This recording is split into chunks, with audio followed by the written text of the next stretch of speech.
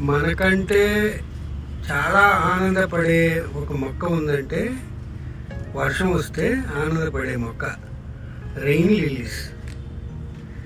వాటికి చిన్న వర్షం పడినా ఎంత ఆనందంగా పువ్వులు మనకి ఇస్తుందో, మన నేచర్ బ్యూటీని మనకి ఆనందాన్ని ఇస్తాయి ఈ రెయిన్ లిల్లీస్. చూడండి, ఇదొక మొక్క ఎల్లో, ఇంకోటి పింక్ చూపిస్తాను. ఏదో గడ్డి మొక్కలు అనుకుంటాం. రెయిన్ లిల్లీస్ వర్షం వచ్చినప్పుడే వికసిస్తాయి.